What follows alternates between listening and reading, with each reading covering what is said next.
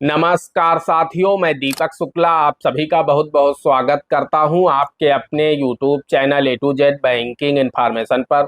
साथियों, अगर आप भी अपना सिबिल स्कोर कुछ इस तरह का करना चाहते हैं, यानी 750 प्लस करना चाहते हैं या 800 प्लस करना चाहते हैं, तो आज का यह वीडियो आपके लिए बहुत ही महत्वपूर्ण होने वाला है।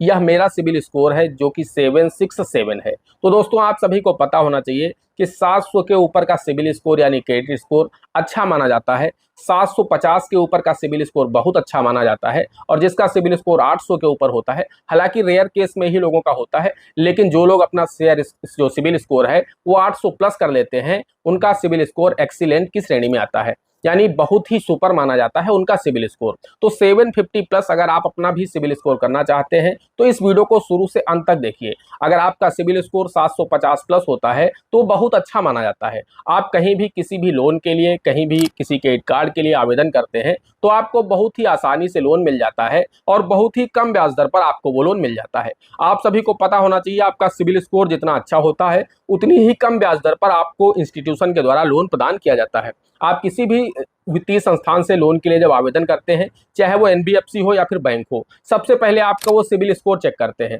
यानी आपकी क्रेडिट हिस्ट्री को चेक करते हैं। अगर आपकी क्रेडिट हिस्ट्री बेहतर है, आपका सिबिल स्कोर 750 प्लस है, तो आपको बिना किसी सवाल जवाब के आसानी से ही लोन दे देते हैं। जितना आपको लोन की रिक्वायरमेंट होती है आपको उतना लोन मिल जाता है और बहुत ही कम ब्याज दर पर आपको लोन मिल जाता है। जो लोन की सामान्य ब्याज दरें होती हैं उससे 1-2% नीचे ही आपको लोन मिल जाता है अगर आपका बेहतर सिबिल स्कोर होता है। तो अगर आप भी 750 सिबिल स्कोर करना चाहते हैं या ऊपर करना चाहते हैं, 800 प्लस करना चाहते हैं, तो दोस्तों गारंटी के साथ आप 90 दिन में अपना सिबिल स्कोर 800 प्लस कर पाएंगे।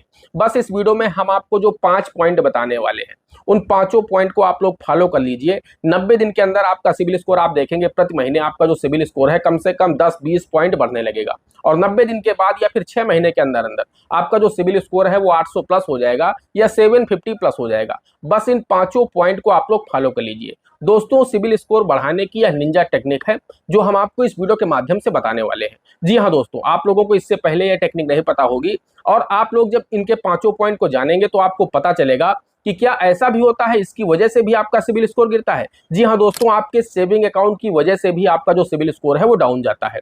अब किस कंडीशन में जाता है, आपको किस तरह से अपने सेविंग अकाउंट को मेंटेन करना चाहिए ताकि आपके सिबिल स्कोर को वो इफेक्ट ना करे, तो इस वीडियो में हम आपको डिटेल से सब कुछ बताने वाले हैं। बस आप लोगों से छोटी सी रिक्वेस्ट है, वीडियो पसंद आ जाए तो वीडियो को एक लाइक कर देना। चैनल पर नए हैं, पहली बार आए हैं, इसी तरह के वीडियो आगे भी देखना चाहते हैं तो हमारे इस channel A to Z banking information को सब्सक्राइब कर लीजिएगा। साथ में बेल आइकन को जरूर प्रेस कर लीजिएगा ताकि जैसे हम इस तरह का कोई भी दूसरा वीडियो अपलोड करें तो उसका नोटिफिकेशन आपको सबसे पहले मिले। चलिए शुरू कर लेते हैं। दोस्तों, हम सबसे पहले बात कर लेते हैं पहले पॉइंट की कि आखिर आपको कौन सी 5 गलतियां नहीं करनी चाहिए जिससे आपका सिबिल स्कोर डाउन जाता है। अगर आप वो 5 गलती करना बंद कर देंगे, आप लोगों को लगता होगा कि मैं अपना जो लोन ले रखा हूं उसकी अगर ईएमआई को ड्यू डेट पर पे कर रहा हूं तो मेरा सिबिल स्कोर बढ़ने लगेगा। ऐसा नहीं है दोस्तों, इसके साथ में 4-5 ऐसे पॉइंट होते हैं जो आपको फॉलो करने होते हैं। अगर आप उन्हें फॉलो नहीं करेंगे तो आप चाहे जितना ड्यू डेट पर अपनी ईएमआई को पे करते रहिए, बहुत सारे ऐसे लोग हैं जो कि अपनी ईएमआई को ड्यू डेट से पहले ही पे कर देते हैं या ड्यू डेट पर पे कर देते हैं, उसके बाद भी उनका सिबिल स्कोर नहीं बढ़ रहा है, उनका सिबिल स्कोर नीचे को जा रहा है। तो आखिर वो गलती कहाँ कर रहे हैं? आइए अब हम आपको बता देते हैं बारी बारी से उन पांचों पॉइंटों को कि आपको कौन कौन सी गलतियां नहीं करनी है जिससे आपका सिबिल स्कोर तेजी से बढ़ने लगेगा। दोस्तों, पहला पॉइंट ये है कि आप लोग आज के समय में ज्यादातर लोगों ने क्रेडिट कार्ड ले रखा है। क्रेडिट कार्ड ले रखा है, आपको कहीं कोई जरूरत लगती है, आप वस्तु परचेज कर लेते हैं क्रेडिट कार्ड के माध्यम से। आपको 40 से 50 दिन का समय बैंक या फिर एनबीएफसी या कंपनियां दे रही हैं, आप उसके बाद उसका पेमेंट कर दीजिए। लेकिन आपको एक चीज का ध्यान रखना है, क्रेडिट कार्ड आप लोग यूज करिए, अच्छी चीज है, मैं नहीं कहता क्रेडिट कार्ड का यूज मत करिए, लेकिन मान लीजिए आपकी क्रेडिट कार्ड की लिमिट 1 लाख रुपए है, तो उसका मैंने देखा है बहुत सारे लोग 80 से 90 हजार रुपए खर्च कर देते हैं। उसकी जो लिमिट है वो 1 लाख है और 80 से 90 हजार रुपए तक वो खर्च कर देते हैं खरीदने में। तो अगर आप 80 से 90 हजार रुपए खर्च कर रहे हैं, इसका मतलब यह है क्रेडिट कार्ड की जो लिमिट है उसका 80 से 90% आपने यूज कर लिया। कभी भी आपको यह गलती नहीं करनी है। अगर आप 80 से 90% अपने क्रेडिट कार्ड की लिमिट का यूज करेंगे, आपका सिबिल स्कोर नीचे को जाएगा, क्योंकि जो सिबिल.com है यानी जो क्रेडिट इंफॉर्मेशन ब्यूरो है, उसे लगता है कि इस व्यक्ति के पास सेविंग्स नहीं है, यह व्यक्ति क्रेडिट कार्ड पर ही निर्भर है और क्रेडिट कार्ड से ही ये सारी वस्तुएं खरीदता है। आपकी जो इमेज है, वो जो क्रेडिट इंफॉर्मेशन ब्यूरो है उसे लगता है कि यह इसकी जो आर्थिक स्थिति है वो सही नहीं है, ये क्रेडिट कार्ड से ही सारी वस्तुएं खरीदता है 80 से 90% और बहुत सारे लोग 95% तक भी उस क्रेडिट कार्ड की लिमिट का यूज कर लेते हैं। इससे आपका सिबिल स्कोर डाउन जाता है। आपको क्या करना है, अगर आपके पास क्रेडिट कार्ड है तो उसकी 25 से 30% लिमिट से ज्यादा कभी भी यूज मत करिए। जी हाँ दोस्तों, इस चीज की आप लोग गांठ बांध लीजिए। अगर आपके पास में क्रेडिट कार्ड है तो इसका मतलब ये नहीं कि अगर बैंक ने आपको 1 लाख रुपए की लिमिट दी है तो आप 1 लाख रुपए तक खर्च कर लेंगे। आपको 25 से 30 हजार रुपए ही उस लिमिट का खर्च करना है। तो इससे आपका जो सिविल स्कोर है वो ऊपर को जाएगा, ना कि नीचे को जाएगा। तो ये तो हो गया पहला पॉइंट कि क्रेडिट कार्ड की लिमिट का 25 से 30% अमाउंट ही आपको यूज करना है, उससे ज्यादा आपको यूज नहीं करना है। अब आते हैं दूसरे पॉइंट पर। दूसरा पॉइंट भी क्रेडिट कार्ड से ही जुड़ा हुआ है। आप लोगों ने, बहुत सारे लोग ऐसे हैं कि क्रेडिट कार्ड का जब आपका बिल जनरेट होता है तो उसमें आपका दो तरह का बिल जनरेट होता है। एक होता है आपका टोटल बैलेंस इतना है, और एक होता है कि आपको मिनिमम बैलेंस इतना पे करना है। आप चाहे तो इतना मिनिमम बैलेंस पे कर दें। पहली चीज तो जब आप मिनिमम बैलेंस पे करते हैं तो उसमें जो भी अमाउंट बचता है उस पर आपसे जो बैंक है या फिर जो भी एनबीएफसी है जहां से आपने क्रेडिट कार्ड लिया है वो बहुत ज्यादा इंटरेस्ट चार्ज करते हैं, जो कि 25 से 30% तक होता है। तो इस चीज का आपका आर्थिक नुकसान होता है। दूसरी चीज ये है कि आपका सिविल स्कोर भी इफेक्ट होता है। जब आप मिनिमम बैलेंस पे करते हैं अपने क्रेडिट कार्ड के बिल का, उससे आपका सिविल स्कोर डाउन जाता है। अगर आपको अपने सिविल स्कोर को बढ़ाना है तो आप कभी भी क्रेडिट कार्ड का मिनिमम बैलेंस पे मत करिए। जितना भी बैलेंस बन रहा है पूरा का पूरा पे करिए। उसमें आप ये लापरवाही मत करिए कि इस महीने हम मिनिमम बैलेंस पे कर दे रहे हैं, अगले महीने हम फुल पेमेंट कर देंगे। ऐसा करेंगे आपका सिविल स्कोर नीचे को जाएगा और फिर कम से कम 6 महीने लग जाएगा। अगर आपने एक बार मिनिमम बैलेंस पे किया और आपका सिविल स्कोर 5-10 पॉइंट नीचे गिर गया, वो 5-10 पॉइंट बढ़ाने में आपको 6 महीने लग जाएंगे जब आप फुल पेमेंट 6 बार करेंगे। तो इस चीज का आपको ध्यान रखना है कि आपको मिनिमम बैलेंस पे नहीं करना है, आपको फुल पेमेंट करना है। अब आते हैं हम तीसरे पॉइंट पर।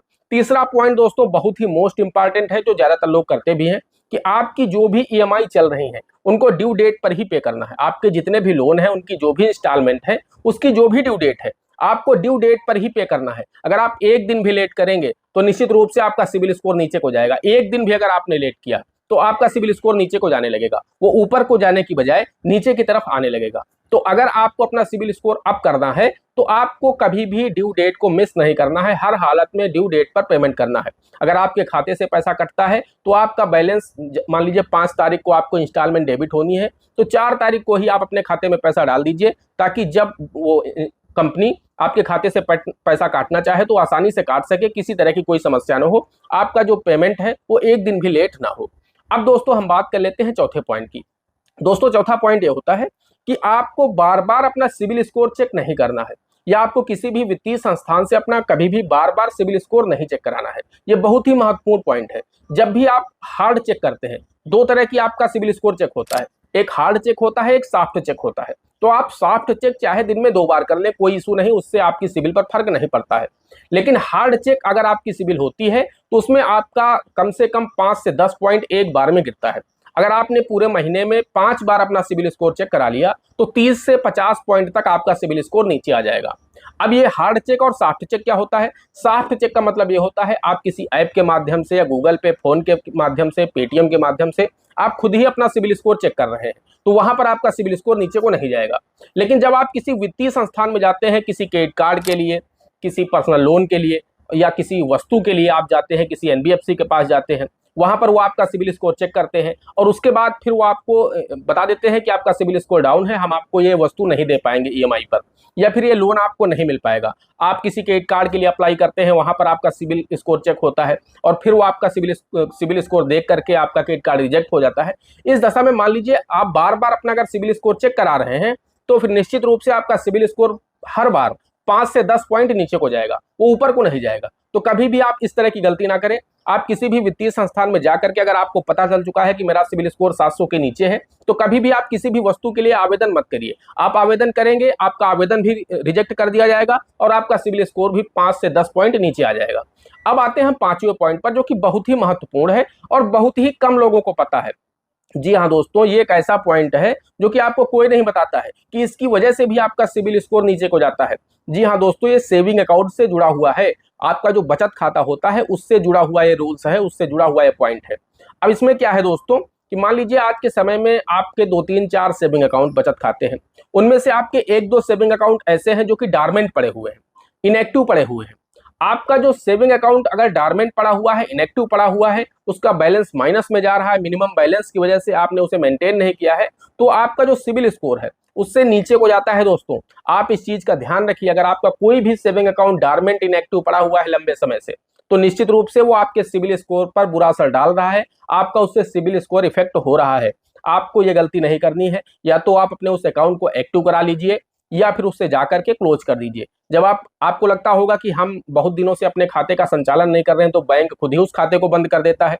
ऐसा कभी नहीं होता मित्रों, आपका खाता डॉर्मेंट हो जाता है और पड़ा रहता है। आप 20 साल बाद भी बैंक जाएंगे तो आपका खाता डॉर्मेंट मिलेगा, यानी बंद नहीं होगा, खाता आपका चालू रहता है, बस वो डॉर्मेंट की स्थिति में पड़ा रहता है। इससे आपका सिबिल स्कोर भी प्रभावित होता है। तो जब आप बैंक जाएंगे अपने खाते को बंद कराने के लिए एप्लीकेशन लिख करके देंगे, तभी बैंक आपके खाते को बंद करेगा। अदरवाइज वो कभी भी आपका खाता बैंक बंद नहीं करेगा। हाँ, डॉर्मेंट उसे कर देगा, उसमें लेन देन नहीं हो पाएगा, वो संदिग्ध अकाउंट की परिस्थिति में आ जाता है खाता, और वो वहीं ऐसे ही सस्पिशियस अकाउंट बनकर पड़ा रहता है। और जब तक वो सस्पिशियस अकाउंट बनकर पड़ा रहेगा, तब तक आपकी सिबिल पर वो बुरा असर डालता रहेगा। तो इस चीज को आपको ध्यान में रखना है। अगर आपके पहले से कहीं कोई सेविंग अकाउंट खुले हैं, उसमें आपका Aadhaar card, PAN card, mobile number link है, तो दोस्तों निश्चित रूप से आपकी सिबिल पर वो बुरा असर डाल रहा है। उसे या तो जाकर के आप एक्टिव करा लीजिए, चालू करा लीजिए, उसमें लेन देन करिए।